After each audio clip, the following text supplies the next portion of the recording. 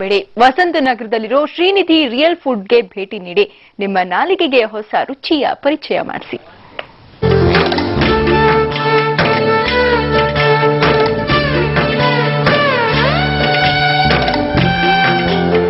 ಕಡಕ್ ರೊಟ್ಟಿ, ಶೇಂಗಾ ಚಟ್ನಿ, ಕರಹಿಂಡಿ, ಬೇಳೆ ಹೋಳಿಗೆ, ವೆರೈಟಿ ಪಲ್ಯಗಳು.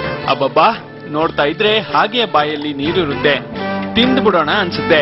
ಹೌದು, ಇದೆಲ್ಲ ಬೆಂಗಳೂರಿನ ವಸಂತನಗರದಲ್ಲಿರೋ ಶ್ರೀನಿಧಿ ರಿಯಲ್ ಫುಡ್ ನ ಬಯಲು ಮನೆಯಲ್ಲಿ ಸಿದ್ಧವಾಗಿರೋ ತರಹೇವಾರಿ ಖಾದ್ಯಗಳು.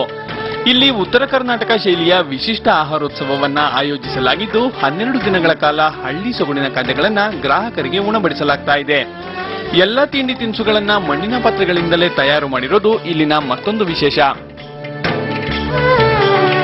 ನೋಡ್ಬೋದು ಹಳ್ಳಿಯ ಒಂದು ವಿಚಾರಗಳು, ಹಳ್ಳಿಯ ಮಣ್ಣಿನ ಮಡಕೆ ಇರ್ಬೋದು, ಮಣ್ಣಿನ ಪ್ಲೇಟು, ಮಣ್ಣಿನ ಗ್ಲಾಸು.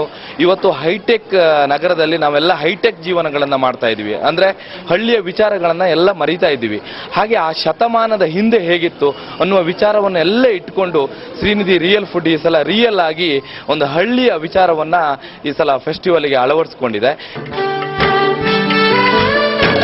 ಇನ್ನು ಸಂಪೂರ್ಣ ಬಿದಿರಿನಿಂದಲೇ ಬಯಲು ಮನೆಯನ್ನ ನಿರ್ಮಿಸಿದ್ದು ಒಳಗೆ ಕಾಲಿಟ್ಟರೆ ತಣ್ಣನೆಯ ಅನುಭವವಾಗುತ್ತೆ. ಊಟದ ರುಚಿ ಸವಿಯಲು ಸಿಲಿಕಾನ್ ಸಿಟಿಯ ಜನರು ಗುಂಪು ಗುಂಪಾಗಿ ಬಯಲು ಮನೆಗೆ ಧಾವಿಸಿ ಬರ್ತಾ ಇದ್ದಾರೆ. ಇಲ್ಲಿ ಒಂದು ಊಟಕ್ಕೆ 99 ರೂಪಾಯಿ ನಿಗದಿಪಡಿಸಲಾಗಿದ್ದು ಹೊಟ್ಟೆ ತುಂಬುವಷ್ಟು ಭೋಜನ ಸವಿಯಬಹುದು.